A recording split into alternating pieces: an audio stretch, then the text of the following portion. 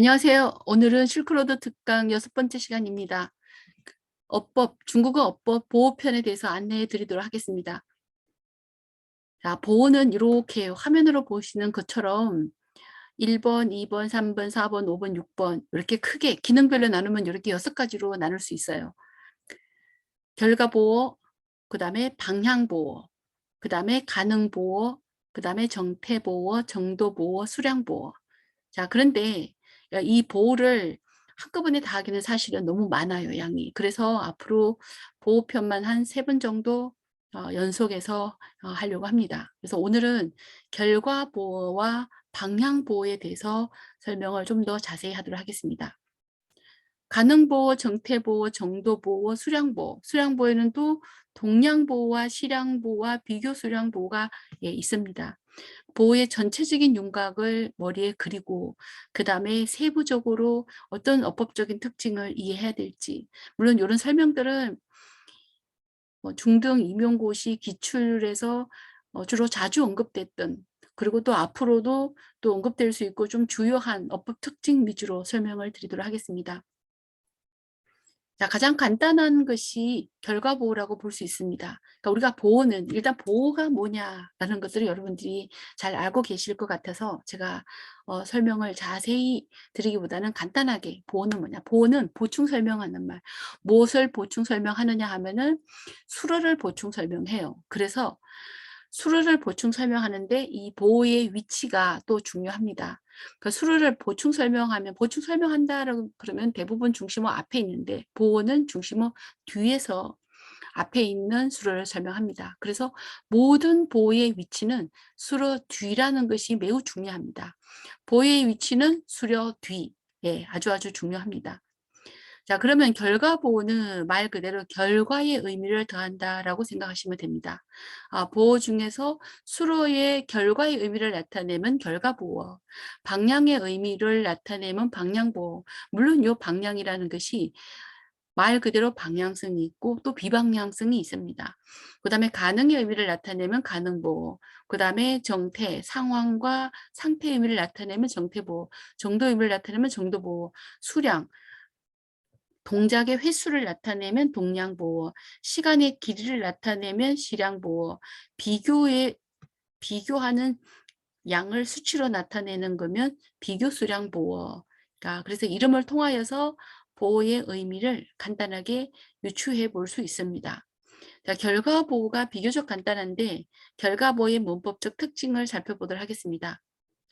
자, 결과보호는 부정 형식 이미 이루어졌다라는 데 대해서 그 가부를 나타내기 때문에 부정 형식은 일반적으로 메일을 사용합니다.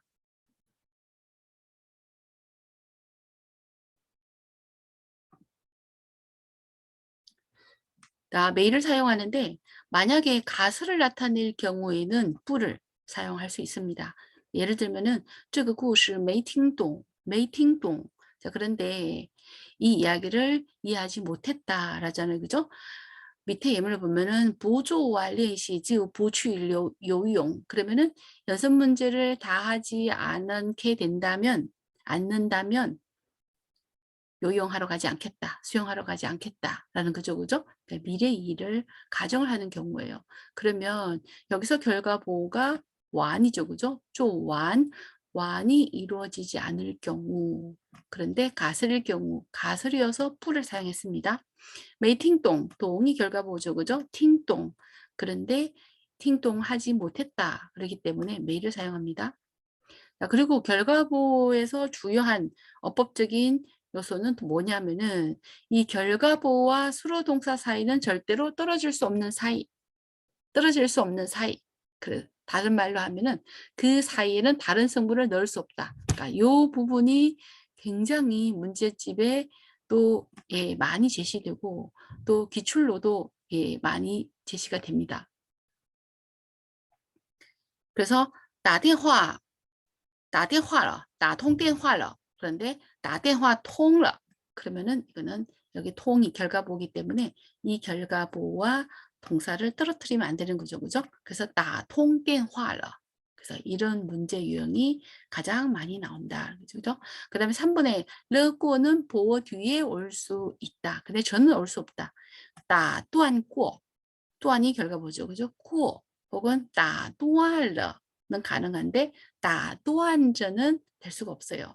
왜냐하면 또한이라는 건 이미 이루어진 건데 저는 또 지속이죠. 그죠? 그렇게 될 수가 없기 때문에 그는 가능하지 않습니다. 그래서 결과보는 요 세 가지를 중심으로 문제집에 많이 제시되고 또 문제집에 많이 제시되는 것들이 또 기출에도 시험에도 많이 출제가 돼요. 그래서 보호를 보면은 전반적으로 출제 빈도수가 매우 매우 높습니다. 그래서 이 부분은 제가 여기 아직 어 표시를 하지 않아서 그랬는데 오늘을 결과보 방향보만 보더라도 기출이 빼곡하죠. 그죠? 예. 그래서 매우 중요하다라는 걸 알 수가 있습니다.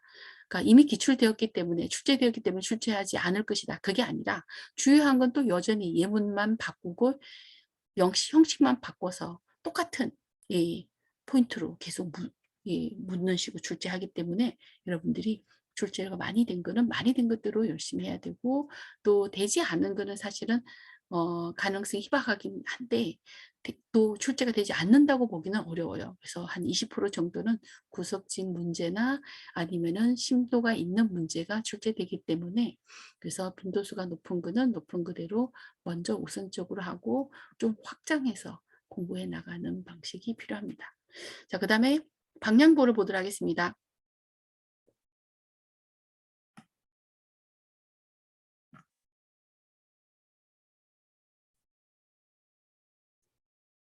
자, 방향보는 예, 방향보를 중국어로 취향부위 이렇게 말합니다. 취향부위. 근데 방향보는 단순 방향보와 복합 방향보가 있는데 방향보를 알기 전에는 방향 동사라는 것을 알아야 돼요. 왜냐하면 방향 동사가 보호가 될 때 방향보호라고 하기 때문에. 그럼 방향 동사는 어떤 것이 있느냐? 예. 자, 방향 동사는 그렇게 복잡하지 않아요.来去와 상下进出 回过치 카이다. 그러니까 요런 것들은 좀 외워두는 게 좋아요. 그러니까 일일이 이거 방향일까 아닐까? 그러니까 그렇게 생각하기보다는 그러니까 우리가 공부를 쭉 해나가고 시험을 대비하는 데 있어서는 이해를 기반으로 적절한 부분은 빨리 외워두는 게 빨리빨리 시간을 절약할 수 있고 빨리 체크할 수 있기 때문에 외워두는 게 좋아요. 来去 상下 进出 回过치 카이다. 자, 이런 것이 방향 동사인데 이런 방향 동사들이 예, 수로 뒤에서 방향성 혹은 비방향성을 나타낼 때 그걸 방향보호라고 합니다. 上下进出回过치开道와来去는 구분해서 이해를 해야 되는데 上下进出요 아래 거는 결과보호랑 마찬가지라는 것은 어법적 특징이 결과보호랑 동일합니다. 그래서 결과보호랑 똑같이 부정 부정할 때는 메일을 사용한다라는 거와 수로 동사와 떨어질 수 없다라든가 그런 것이 똑같고 라이와 취는 조금 요거보다는 조금 복잡해요. 그래서 별도로 따로 요거를 이해를 해야 되고 그다음에 방향 동사는 단순 방향 보호와 복합 방향 보호로 이렇게 쓰일 수가 있는데 단순 방향 보호는 동사 뒤에 방향 동사가 하나 올 때 단순 방향 동사라 그러고 단순 방향 보호라 그러고 복합 방향 보호는 요 라이와 취와 아래 동사들이 결합해서 예를 들면 上来上去 走上来 走下去 예.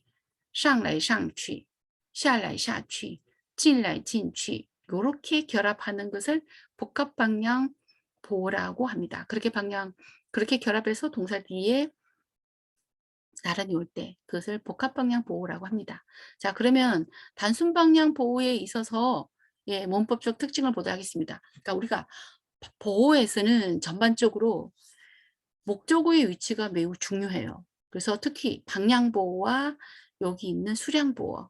그래서 목적어의 위치가 조금 처음에 공부할 때 좀 복잡하다라는 생각이 드는데 우리가 중국인이 중국어를 배울 때는 사실 문법을 그렇게 주의하지 유념하지 않고 말을 해요. 우리가 우리말을 배울 때 문법을 일일이 신경을 안 쓰듯이. 그런데 우리가 시험을 대비해서는 그러니까 문법을 좀 따지면서 정확하게 시험을 정확하게 예, 봐야 되기 때문에 따지면서 외울 필요가 있습니다. 자, 그래서 그러니까 그렇게 해서 볼 때 여기 보호편에서는 이 방향 보호와 수량 보호 또 그 이외에 목적의 위치 주요하게 다루는 것들은 나름대로 정리를 해서 여러 번 반복해서 외우고 거기에 맞는 오문장 수정 문제를 많이 풀어볼 필요가 있습니다. 그러면 단순 방향 보호에서 목적의 위치, 여전히 목적의 위치가 굉장히 많이 언급이 되는데 목적의 위치는 아까 제가 언급했듯이 상시하 진주 회고 지가이다오는 결과 보호랑 동일하다는 거죠. 그죠? 예, 결과 보호랑 똑같이 법적 특징을 이해하면 돼요. 그다음에 라이와 취는 결과 보호랑 다르게 별도로 어법적 특징이 다른데 목적의 위치랑 따져볼 때는 크게 두 가지예요. 목적어 뒤에 보호가 올 경우와 보호 뒤에 목적어가 올 경우. 그럼 여기서 보호가 뭐냐? 그러면 라이와 취가 보호가 되는 경우죠. 그죠? 그러면 라이와 취 앞에 목적어 오는 경우, 그다음에 라이와 취 뒤에 목적어 오는 경우 이렇게 볼 수 있어요. 그럼 라이와 취 앞에 오는 경우는 기역, 니은, 디은 요 세 가지를 묶어서 익히면 되고 또 라이와 취 뒤에 목적어 오는 경우는 요 두 가지를 익히면 됩니다. 그러면 목적어가 뭐 앞에 오는 경우 목적어가 요거는 목적어의 성격에 따라서 구분이 되는데 목적어 장소일 경우 회자 취了 요 지하가 장소사잖아요. 그죠? 그럼 회와 취 요 취가 방향보호죠. 예, 그러면 회취자가 아니고 회자 취. 야, 요런 예문들은 간단한 예문들은 익히면서 외우면서 어법적인 특징들을 연계시켜서 이해하면은 어 숙지하기가 편리합니다. 그래서 회자취, 그 다음에 명령문에서 목적어 장소사일 때 혹은 또 명령문에서 따오 라이인데 이 베이슈이가 라이 앞에 왔죠. 그죠? 라이와 취가 방향 보일 때 라이와 취 앞에 왔습니다. 따오 이 베이슈이 라이, 따오 이 베이슈이 라이 요 예문도 같이 외우면 좋습니다. 그 다음에 수로 동사가 미실현일 경우가 있고 디실현일 경우가 있어요. 미실현이라는 것은 아직 실현되지 않은 동작. 디실현이랄 경우에는 이미 실현이 됐을 경우죠. 그죠? 그게 두 가지가 나눠서 목적 위치가 다른데 수로 동사가 실현되지 않았을 경우에는 목적어는 대부분 라이와 취 앞에 위치해요. 예를 들면은 송취 그러면은 아직 송취가 되지 않았죠. 그죠? 그러면 송一些 水果 취 이렇게 明天我要给他 送一些 水果 취 내일 나는 약간의 과일을 그에게 보내야 되겠다. 그 말이죠. 그죠? 그래서 송一些 水果 취 만약에 보냈으면 송去一些 水果 근데 이거는 100%는 아니에요. 어법이라는 거는 항상 일반적으로 이러하다 그러면 우리가 일반적인 특성을 따라서 설명을 하고 익혀야 돼요. 근데 항상 예외는 있어요. 왜냐하면은 구어에서 사람들은 그렇게 꼭 지키지는 않거든요. 그러니까 예외가 있는 것들은 항상 있으니까 예외를 가지고 우리가 어법 공부를 예, 하지 말고 일반적인 걸 가지고 항상 문법적 특징을 익히고 그다음에 오문장 수정을 할 때도 근거를 제시할 때 일반적인 특징을 제시해야 합니다. 그래서 송一些水果去 반대로 보어 목적어일 때는 예, 목적어가 추상명사나 존댓 목적어일 경우 자, 추상명사는 우리가 뭔지 알아요. 직접 보고 듣고 만질 수 없는 거 그런 걸 추상명사라고 그러죠. 그죠? 근데 존댓 목적어는 존댓문에서의 목적어 그러니까 존댓문이 아직 배우지 않았더라면은 이게 조금 이해하기 어려운데 존댓문은 장소사가 먼저 와요. 그럼 예를 들면 하이샹 이런 건 존댓문이죠. 그죠? 이렇게 장소사가 오고 뒤에 막연한 목적어 올 때 요런 문형을 존댓문이다. 장소사, 수로 동사, 목적어. 그래서 존댓문에서의 목적어를 존댓 목적어라 그러는데 이런 존댓 목적어나 그다음 존댓 목적어 이것도 존댓 목적어죠. 이건 존댓 목적어이면서 목적어가 디션 그러니까 추상명사예요. 그러니까 이렇게 추상명사나 존댓 목적어일 경우는 반드시传来 라이 뒤에다가 목적어를 둬야 합니다. 그 다음에 이건前面 졸라이 이글은 요前면도 장소사고 졸라이 이글은이 막연한 목적어죠. 그죠? 그래서 이것도 존댓문이에요. 그래서 존댓문에서는 졸라이 이렇게 나란히 붙여야 된다는 거죠.传来 이렇게 나란히 붙여야 됩니다. 자, 그 다음에 또 목적어가 보호 뒤에 올 경우는 수로 동사가 이미 실현되었을 경우 寄来 아까는 요거는 미실현 寄来了 지번수가 목적어죠. 그죠? 寄来了 지번수 네. 다시 한번 오늘 한 거 다시 살짝 정리해 보도록 하겠습니다. 자, 보어 요렇게 6가지인데 요 밑에 수량 보호도 굉장히 중요합니다. 그래서 다음 시간에 요거를 요 뒷부분을 다시 설명하기로 하고, 자, 결과보호의 어법적 특징, 부정형은 매로 한다. 가설일 경우는 부를 실행할 수 있다. 그다음 결과보호와 수로동사 사이에는 다른 승부를 넣을 수 없다. 그 다음에 동태조사 중 러꾸는 보디에 올 수 있다. 저는 사용할 수 없다. 그러니까 방향보호는 취시형 부위, 단순 방향보호, 복합 방향보호. 자, 단순 방향보호는 보호 목적어 순이 있고, 그 다음에 목적어 보호 순이 있죠, 그죠? 장소사와 명령문과 미실현일 때는 목적어 보호 순, 그 다음에 전연 목적어 추상명사, 그 다음에 기실현일 때는 보호 목적어 순이다. 이게 단순 방향보호. 자, 그 다음 복합 방향보호를 보도록 하겠습니다. 자, 복합 방향보호는 过去, 送过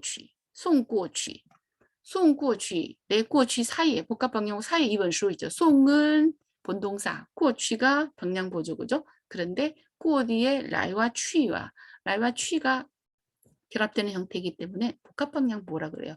푸어, 취상, 부위. 그래서 사물이나 추상, 명사, 존댓 목적어는 중간과 뒤에 온다. 그러니까 복합 방향보호에서는 일반적으로 문제집이나 기출이나 좀 더 중요하게 언급되는 경우는 2번과 3번이에요.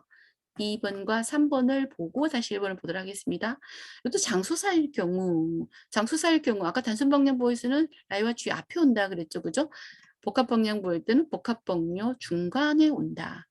카이 찐라이, 카이가 본동사고 찐라이가 복합 방향보호죠, 그죠? 샬리가 찐라이 사이에 왔어요. 그래서 카이진 샬리 라이러, 카이진 라이 샬리, 그러면 틀린다라는 거죠, 그죠? 카이진 샬리 라이러 이렇게. 그 다음에 走进来 사이, 进来 사이 教室가 장소이기 때문에 走进教室来, 예, 走进来 教室는 어문이라는 거죠, 그죠? 老师走进教室来 복합 방향보호 중간에 둔다. 자, 그 다음에 이합사. 그러니까 일부 동사는 목적어와의 결합이 긴밀하다 그러는데 이런 건 이합사를 포함해요. 이합사일 경우 복합 방향보호의 중간에 몰 수 있다. 예를 들면은 转身, 打仗, 洗澡, 跳舞, 唱歌, 转身 하고 过来이거 결합할 경우 转过身来 해야 된다는 거죠, 그죠? 그 다음에 跳舞와 起来결합은 跳起舞来, 说起话来, 回过头来 이렇게 이런 식으로. 그래서 2번과 3번이 중요하고 2번과 3번은 기출이 여러 번 됐어요. 여기 한번 보세요. 기출이 아주 빼곡하게 됐죠, 그죠? 자, 그 다음에 존형 목적어 추상명사는 아까는 목적어가 존형 목적어 추상명사 뒤에 간다 그랬는데 이거는 복합 방향 보다 보니까 过去 예, 일반 사물이나 그 다음에 추상명사 예, 존형 목적어는 중간과 뒤에 올 수 있다. 그랬죠, 그죠? 중간과 뒤. 예, 그래서前面 이건 존댓문이에요. 跑过来, 이거는 뒤에 왔어요. 그 다음 地理조出来 사이에 왔어요. 요 두 개다가 존댓문입니다. 그 다음에 이거는 일반 서술문이죠, 그죠? 예, 出去 뒤에 왔어요. 그 다음에 送过去 사이에 왔어요.